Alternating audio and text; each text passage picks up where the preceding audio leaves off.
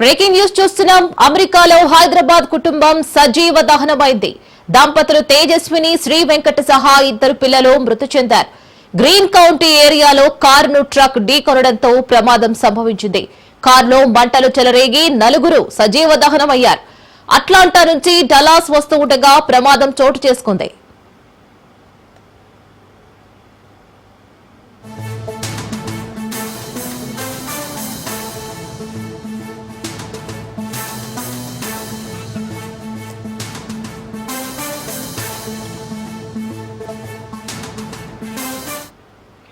Breaking చూస్తున్నాం. అమెరికాలో హైదరాబాద్ కుటుంబం సజీవ దహనమైంది. దంపతులు తేజస్విని, శ్రీ వెంకట సహా ఇద్దరు పిల్లలు మృతి చెందారు. గ్రీన్ కౌంటీ ఏరియాలో కారును ట్రక్ ఢీకొనడంతో ప్రమాదం సంభవించింది. కారులో మంటలు చెలరేగి నలుగురు సజీవ దహనమయ్యారు. అట్లాంటా నుంచి డలాస్ వస్తూ ఉండగా ఈ ప్రమాదం చోటు చేసుకుంది.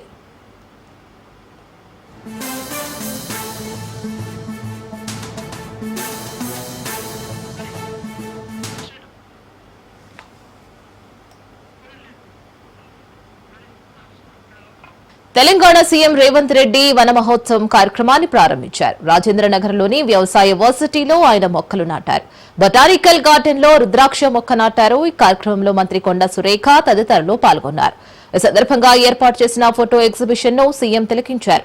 ఈ ఏడాది రాష్ట్ర వ్యాప్తంగా 18.3 కోట్ల మొక్కలు నాటాలని ప్రభుత్వం లక్ష్యంగా పెట్టుకుందని వెల్లడించారు.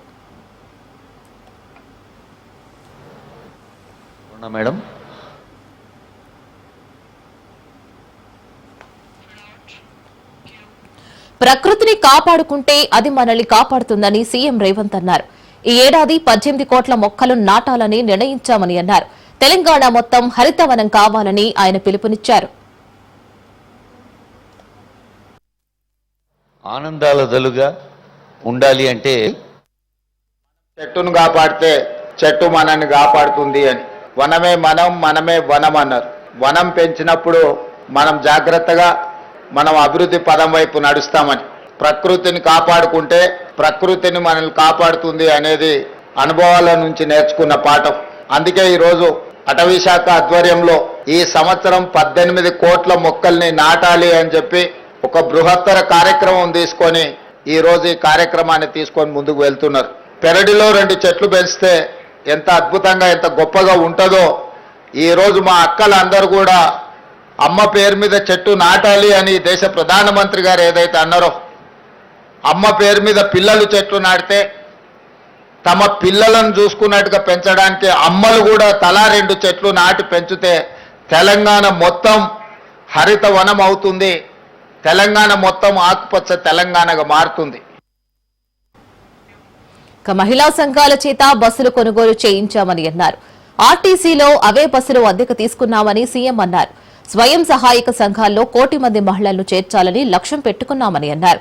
కార్పొరేట్ కంపెనీల్లో మహిళల చేత ఇందిరాశక్తి క్యాంటీన్లను ఏర్పాటు చేయించామని అన్నారు. రాష్ట్రంలోని మహిళలకు సోలార్ పవర్ ప్రాజెక్టులు ఏర్పాటు చేసే అవకాశం కల్పిస్తున్నామని సీఎం రేవంత్ ఆసక్తికర వ్యాఖ్యలు చేశారు.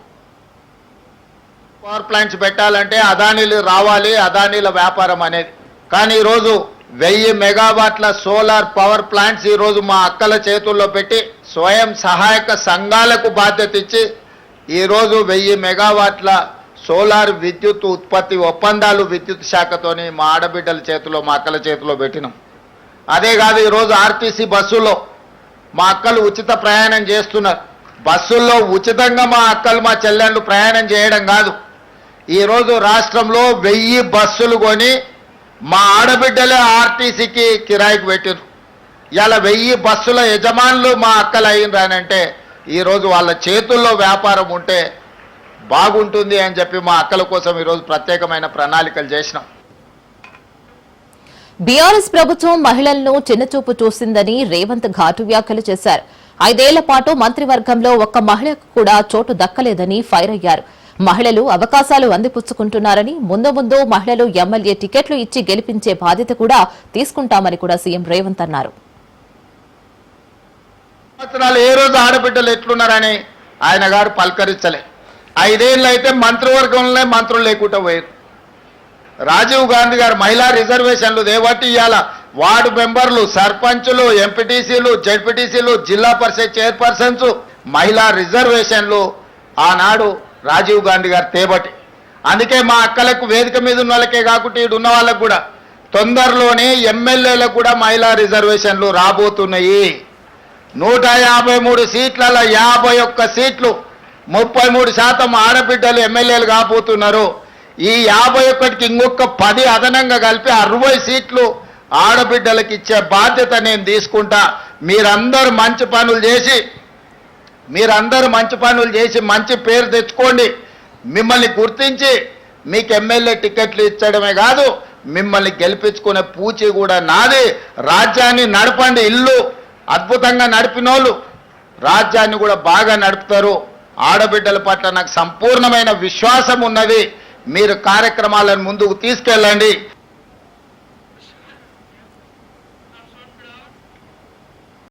రాష్ట్ర వైద్యారోగ్య శాఖ మంత్రి దామోదర రాజనరసింహ అధ్యక్షతన తెలంగాణ వైద్య సేవలు మౌలిక వసతుల అభివృద్ది సంస్థ కార్యాలయంలో ఉన్నత స్థాయి సమీక్ష నిర్వహించారు.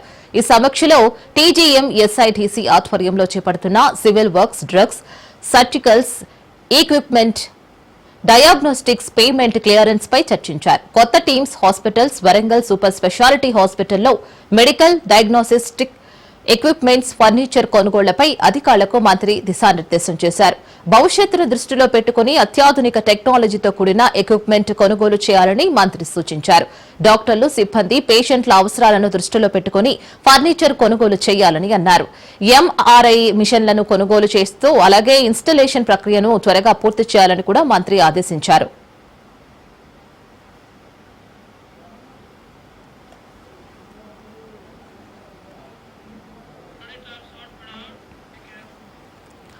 సిగాచి ఘటనలో గల్లంతైన వారి అవశేషాల కోసం అన్వేషణ కొనసాగుతుంది. అవశేషాలు భూమిలో కలిసిపోయినట్లు అధికారులు భావిస్తున్నారు. దీంతో పురావస్తు శాఖ టెక్నిక్ తరహా తవ్వకాలు జరుపుతూ ఉండగా వెంట్రుకలు, మాంసం ముద్దలు, ఎముకలు, రక్తం మరకలతో ఉన్న రాళ్లు, కార్మికుల వస్తువులు లభ్యమవుతున్నాయి. వీటి ద్వారా డీఎన్ఏ మ్యాచింగ్ టెస్టులు చేయిస్తున్నారు. ఇప్పటికే 70కి పైగా శాంపుల్స్ సేకరించి డీఎన్ఏ టెస్టుకు తరలించారు.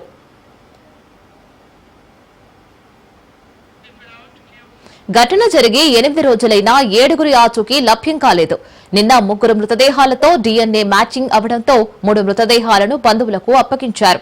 పేలుడు దాటికి శరీరాలు, యంత్రాలకు అతుక్కున్న అవశేషాలు చింద్రమయ్యాయి. యంత్రాలు శుభ్రం చేస్తూ అవశేషాలను సిబ్బంది సేకరిస్తోంది.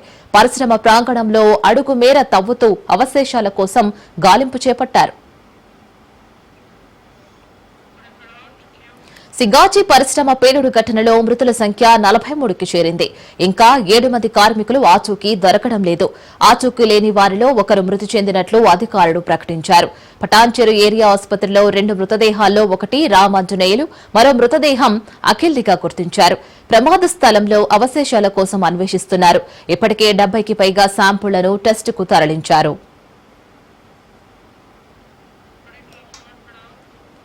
సూపర్ స్టార్ మహేష్ బాబుకు బిగ్ షాక్ తగిలింది. సాయి సూర్య డెవలపర్స్ పై నమోదైన కేసులో రంగారెడ్డి జిల్లా వినియోగదారుల కమిషన్ నోటీసులు జారీ చేసింది. ఈ కేసులో మహేష్ బాబును 3వ ప్రతివాదిగా పిటిషనర్లు చేర్చారు. ప్రముఖ రియల్ ఎస్టేట్ సంస్థ సాయి సూర్య డెవలపర్స్ బ్రోచర్లో హీరో మహేష్ బాబు ఫోటోతో ప్రమోషన్ చేయడం చూసి బాలాపూర్ గ్రామ పరిధిలోని ఓ లేఅవుట్ లో ఫ్లాట్ కొనుగోలు చేశామని ఓ వైద్యురాలు రంగారెడ్డి వినియోగదారుల కమిషన్ లో ఫిర్యాదు చేసింది. అయితే ప్రతి ఫ్లాట్ కు 34.80 లక్షలు చెల్లించిన అనంతరం సదరు లేఅవుట్ కు అసలు అనుమతులు లేవని తెలిసిందని ఆరోపించింది. కట్టిన డబ్బు తిరిగి ఇవ్వాలని రియల్ ఎస్టేట్ సంస్థ యజమాన్యాన్ని గట్టిగా ప్రశ్నిస్తే సాయి సూర్య డెవలపర్ సంస్థ ఎండీ సతీష్ చంద్రగుప్తా కేవలం 15 లక్షలు మాత్రమే వెనక్కి ఇచ్చారని బాధితురాలు ఫిర్యాదులో పేర్కొన్నారు. మరి ఈ నేపథ్యంలోనే ఆమె పిటిషన్ విచారణ చేపట్టిన వినియోగదారుల ఫోరం సాయి సూర్య డెవలపర్ సంస్థ ఎండీ సతీష్ చంద్రగుప్తా ప్రమోషన్ చేసిన మహేష్ బాబులను ప్రతివాదులుగా చెప్తూ కమిషన్ నోటీసులు జారీ చేసింది. అయితే నోటీసులు అందిన వారు రేపటిలోగా న్యాయవాదులతో హాజరు కావాలని తెలిపారు. ఈ క్రమంలోనే హీరో మహేష్ బాబు ఫోరం ఎదుట హాజరవుతాడా లేక వ్యక్తిగత సహాయకులను పంపుతారా అనేది ఆసక్తికరంగా మారింది.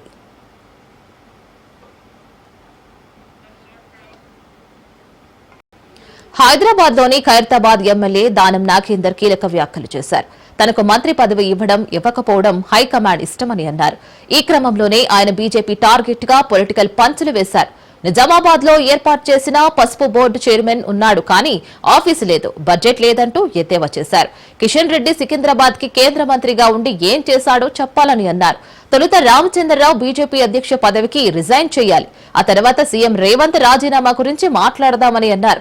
రానున్న జూబ్లీహిల్స్ ఉప ఎన్నికల్లో కాంగ్రెస్ తప్పక గెలుస్తుందని అన్నారు దానం నాగేందర్.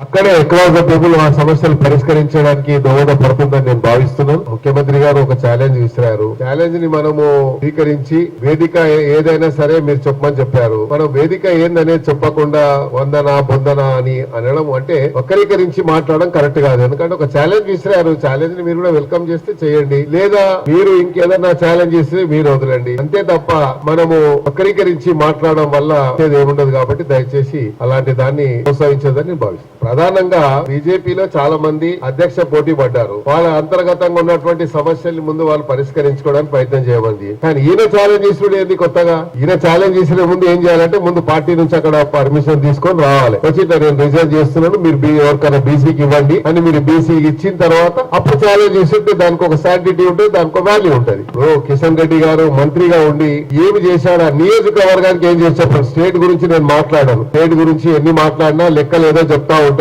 దానికి ఎక్కడ లెక్కలు ఆయన ఇచ్చిన లెక్కలకి ఎక్కడ పొంతన ఉండదు. అమిత్ షా వచ్చి ఏదో చెప్తాడు, మన పసుపు బోర్డు ఇచ్చాడు, పసుపు బోర్డుకి ఏందో ఒక చైర్మన్ ఉన్నాడు, కానీ దానికి ఏముంది? దానికి ఒక బడ్జెట్ లేదు, నిధులు లేదు, కూర్చోడానికి ఆఫీస్ లేదు, ఏం లేదు.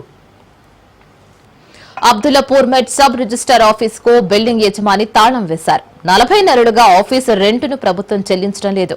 అద్దె విషయంపై జిల్లా రిజిస్ట్రార్ కి పలుమార్లు ఫిర్యాదు చేసినా ఎలాంటి స్పందన రాలేదు. దీంతో బిల్డింగ్ ఓనర్ ఆఫీస్ కు తాళం వేశాడు.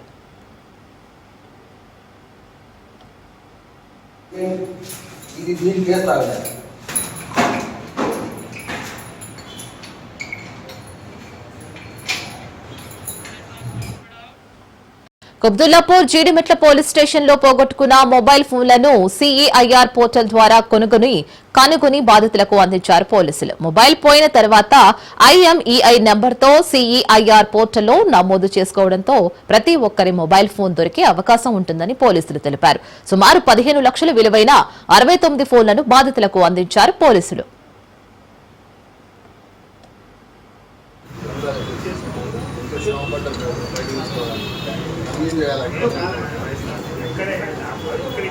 చాలా శ్రమ చేయాల్సి ఉంటుంది.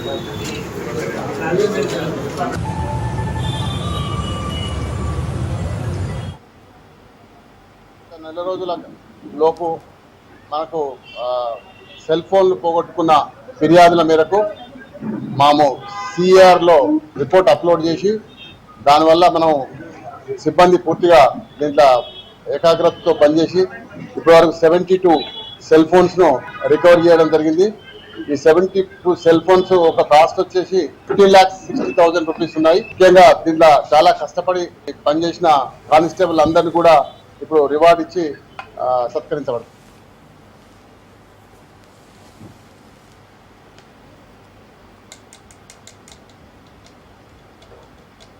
ఇప్పుడు ఒక 6 months అవుతుంది. నేను అసలు దొరకదనుకున్నాను, కానీ అన్ఎక్స్పెక్టెడ్గా కాల్ చేస్తున్నాను. నాకు చాలా హ్యాపీగా ఉంది నా ఫోన్ మళ్ళీ రికవర్ చేసినందుకు. థ్యాంక్ యూ సో మచ్ ఇట్లా పోలీస్ స్టేషన్. నా ఫోన్ పోయి చాలా రోజులు అవుతుంది, ఒక 2 months అవుతుంది. సో ఇంత తొందరగా కూడా రికవర్ చేస్తానని అసలు ఎక్స్పెక్ట్ చేయలేదు. సో 2 నెలలనే మనకు తీసుకొని సైబర్ టీమ్కి అండ్ మరియు సిఎల్ పోర్టల్ గారికి మరియు గిరిమల పోలీస్ చాలా ధన్యవాదాలు తెలియజేస్తున్నాం. థ్యాంక్ యూ సో మచ్, చాలా ఆనందంగా ఉంది. అబ్దుల్లాపూర్ పిఎస్ పరిధిలో ఓ ఇంట్లో జరిగిన దొంగతనం కేసును పోలీసులు ఛేదించారు. యజమాని దగ్గర పనిచేస్తూ అతని ఇంట్లోనే చోరీకి పాల్పడ్డ ఎండి ఆసిఫ్, అతని స్నేహితులు మహమ్మద్ ఆసిఫ్, అమీర్ ను పోలీసులు అరెస్ట్ చేశారు. వారి వద్ద 2,15,000 రూపాయలు, ఒక మొబైల్ ఫోన్ స్వాధీనం చేసుకున్నారు. కేసు నమోదు చేసి నిందితులను రిమాండ్కి తరలించారు. దగ్గర వేసుకుని వాళ్ళ ఇంట్లో కుటుంబ సభ్యులు, కూతురు, మదర్, ఫాదర్ పడుకొని ఉండగా ఒక గుర్తు తెలియని వ్యక్తులు వచ్చి ఒక ఇద్దరు ఇంట్లోకి వచ్చేసి వాళ్ళ ఇంట్లో ఒక బ్యాగ్ లో ఒక 3,50,000 రూపాయలు, అదే విధంగా ఒక వివో సెల్ ఫోన్ ఎత్తుకొని పోయిందని చెప్పేసి మనం కంప్లైంట్ ఇచ్చారు. అప్పటి నుంచి కూడా ఆ నేరస్తుల కొరకు సుమారుగా ఒక 130 కెమెరాలు, ఒక 5 కిలోమీటర్ స్ట్రెచ్ చెక్ చేయడం జరిగింది. చెక్ చేస్తే మా కొన్ని టెక్నికల్ ఎవిడెన్స్ ద్వారా అదేవిధంగా మా హ్యూమన్ ఇంటెలిజెన్స్ తోటి మా క్రైమ్ టీం వాళ్ళు అందరు కలిసి ఈ నేరస్తులను ఈరోజు అరెస్ట్ చేయడం జరిగింది. ఈ ఆసిఫ్ ఈ ఆన్లైన్ గేమింగ్ కు అలవాటు పడ్డాడు. అదేవిధంగా వీళ్ళు ఆ సూరారం పిఎస్సి మిక్స్ లో ఉండే మిగతా వాళ్ళ ఫ్రెండ్స్ మహమ్మద్ ఆసిఫ్ మహమ్మద్ అమీర్ కూడా ఈ ఆన్లైన్ బెట్టింగ్స్ కు అలవాటై వాళ్ళు కొంత అప్పులపాలై ఉన్నారు. అమీరు దీన్ని వీళ్ళు ప్లాన్ చేసుకుని అతను ఇంట్లో లేడు, తలుపు దగ్గరేసి ఉంటుందని తెలిసి వాళ్ళ మిగతా ఇద్దరు.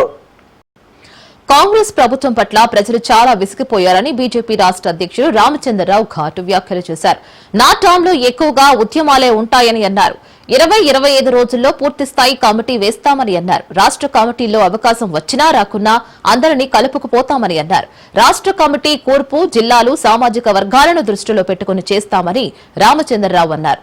పార్టీ తల్లి లాంటిది, ఎవరు మోసం చేయవద్దు అని అన్నారు. ఉత్తర తెలంగాణలో బీజేపీ బలంగా ఉందని అన్నారు. జూబ్లీహిల్స్ లో ఇప్పుడు సమీకరణాలు మారుతున్నాయని అన్నారు.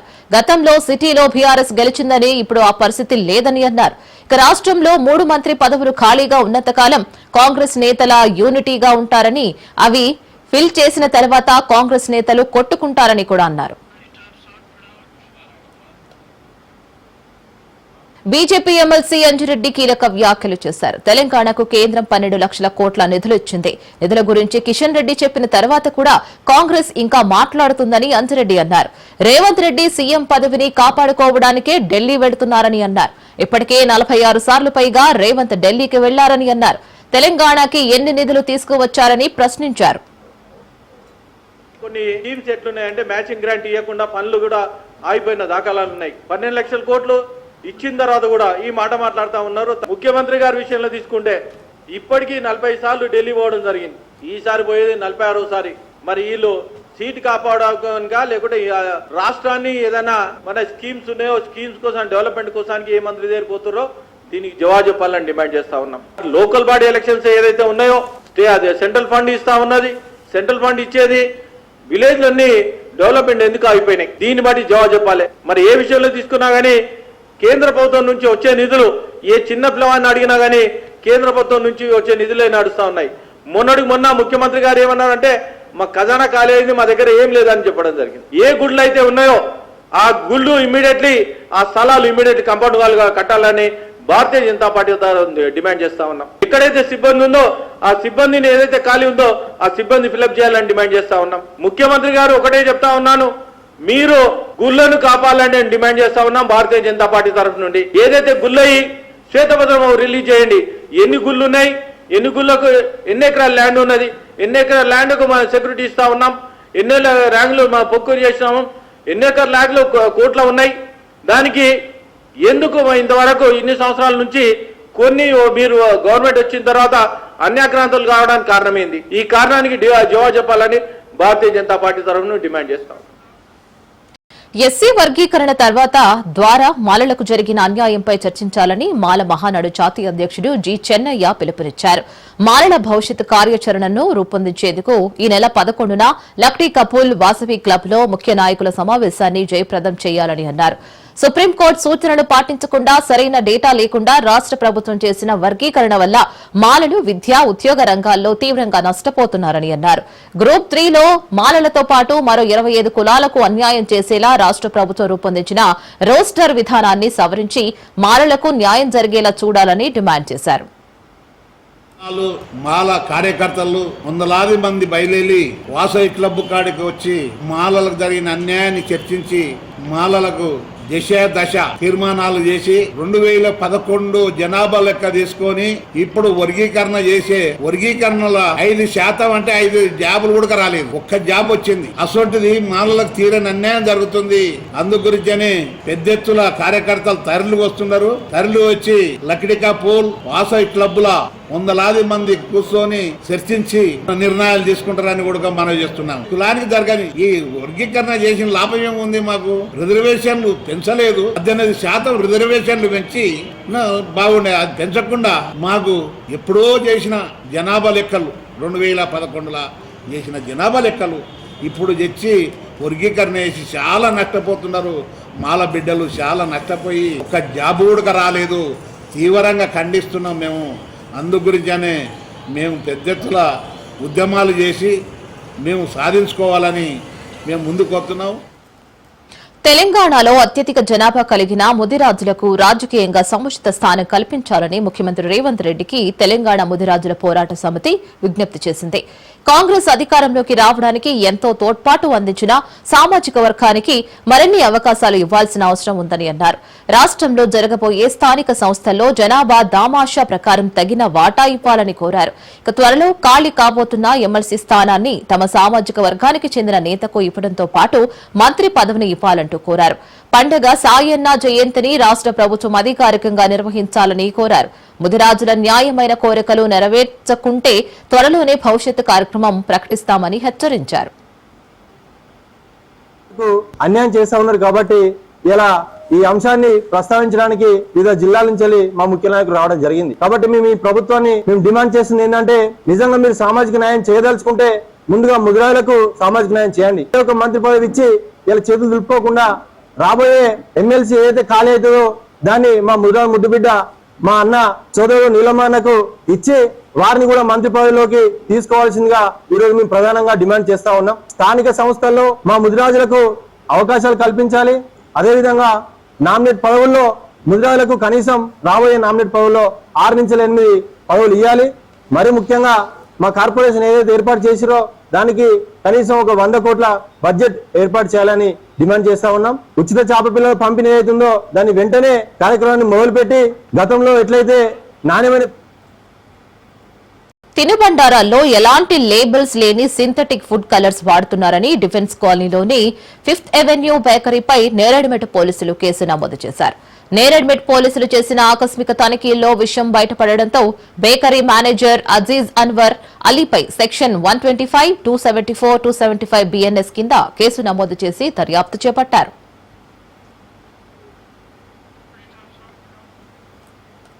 వికలాంగుల సంక్షేమ శాఖను స్వతంత్ర శాఖను ఏర్పాటు చేయాలని మలకపేటలో దివ్యాంగులు నిరసనకు దిగారు. సదనాల పరిరక్షణ సమితి ఆధ్వర్యంలో దివ్యాంగులు రాష్ట్ర సంక్షేమ శాఖ డైరెక్టర్ కార్యాలయానికి తాళం వేసి ధర్నా చేపట్టారు. శారీరక వికలాంగుల రోస్టర్ పాయింట్ను 56 నుంచి 10 లోపు మార్చాలని డిమాండ్ చేశారు. ఎస్ఆర్డీ బ్లాక్ యాక్ ఉద్యోగాల భర్తీ జీవోను వెంటనే పొడిగించాలని డిమాండ్ చేశారు. ఆర్టీకి సంబంధించిన స్టేట్ వైడ్ గైడ్ లైన్స్ వెంటనే ప్రకటించి 33 జిల్లాల నోటిఫికేషన్ వెంటనే ప్రకటించాలని కోరారు. వికలాంగుల సంక్షేమ శాఖ కార్పొరేషన్లో ఖాళీగా ఉన్న ఉద్యోగాలను వెంటనే భర్తీ చేయాలని డిమాండ్ చేశారు. ఈ ధర్నాలో Champapet, Sagar ring road hostel విద్యార్థులు పాల్గొన్నారు.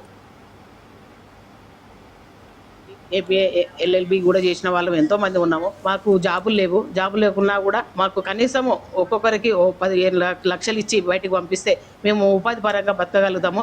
హెల్త్ పరంగా కూడా మా మహిళలకు ఎన్నో విధాలుగా నష్టపోయి అనేక మంది చనిపోయిన వాళ్ళు ఉన్నారు. హెల్త్ ఖరాబ్ అయ్యి పాడు చేసుకున్న వాళ్ళు ఉన్నారు. కానీ ఎలాంటి ఉపాధి మాత్రం మాకేం చూపించడం లేదు. కమిషనర్ ఆఫీసులో ఎన్నో ఉద్యోగాలు ఉన్నాయి. కాంట్రాక్ట్ బేసిక్ మీద మహిళలకు చాలా అవకాశాలు ఉన్నాయి. కానీ ఏ ఒక్క మహిళ కూడా వికలాంగులైన మహిళలకు ఇంతవరకు ఒక జాబ్ కూడా కల్పించలేదు. అలాంటి ఉద్యోగం మాకు ఇస్తే మేము కూర్చొని చేయగలుగుతాము. కూర్చొని చేసే ఎన్నో అవకాశాలు ఉన్నాయి. మా ఆఫీసులో కదా ప్రతి డిపార్ట్మెంట్లో కూడా మహిళలకు 33% రిజర్వేషన్ అన్నారు. ఆ రిజర్వేషన్లో ఎస్టీ ఎస్సీ మాదిరిగానే అంతకన్నా బలమైన మేము వికలాంగులమైన మహిళలము. దానికన్నా ప్రధానంగా మాకు మహిళలకు వస్తు కల్పిస్తే మేము అదే డిమాండ్ కోసం చూస్తున్నాము. తెలంగాణ సీఎం రేవంత్ ఇంటి వద్ద పీడీఎస్యూ విద్యార్థి సంఘ నేతలు నిరసనకు దిగారు. విద్యార్థి సమస్యలపై పీడీఎస్యూ పోరుబోటు పట్టింది. దీంతో జూబ్లీహిల్స్ లోని ముఖ్యమంత్రి ఇంటిని ముట్టడించారు పీడీఎస్యూ విద్యార్థులు. తక్షణమే పెండింగ్ లో ఉన్న ఫీజు రియంబర్స్మెంట్, స్కాలర్షిప్లు విడుదల చేయాలని డిమాండ్ చేశారు. సీఎం డౌన్ టౌన్ అంటూ పీడీఎస్యూ విద్యార్థులు నినాదాలు చేశారు. దీంతో ఆందోళనకారులను అదుపులోకి తీసుకున్నారు పోలీసులు. ములుగు జిల్లా ఏటూరు నాగరం మండలంలో బీఆర్ఎస్ పార్టీ జిల్లా అధ్యక్షుడు కాకులు మారి లక్ష్మణ్ బాబుని హౌస్ అరెస్ట్ చేశారు. దీంతో బీఆర్ఎస్ పార్టీ నాయకులు, కార్యకర్తలు భారీ ఎత్తున లక్ష్మణ్ బాబు ఇంటి వద్ద నిరసన వ్యక్తం చేశారు. కాంగ్రెస్ పార్టీ నిరంకుశ పరిపాలనకు వ్యతిరేకంగా నినాదాలు చేశారు. కాంగ్రెస్ పార్టీ ఇందిరమ్మ ఇల్లు విషయంలో అత్యంత దుర్మార్గమైన చర్యలకు పాల్పడుతుందని మండిపడ్డారు. ఇందిరమ్మ ఇల్లు రాని లబ్దిదారులు ఇల్లు కావాలని వాట్సాప్లలో మెసేజ్ పెడితే గూండాలు బెదిరించి ఆత్మహత్యకు ప్రేరేపించేలా దుశ్చర్యలకు పాల్పడుతున్నారని అన్నారు. ఇక ములుగు జిల్లాలో సీతక్క ఆధ్వర్యంలో ఎమర్జెన్సీ పాలన నడుస్తుందని, ఇది ఆనాటి ఇందిరమ్మ ఎమర్జెన్సీ పాలనను గుర్తు చేసుకునేలా ఉందని నిప్పులు చెరిగారు. అబైడింగ్ సిటిజన్సే కదా, మమ్మ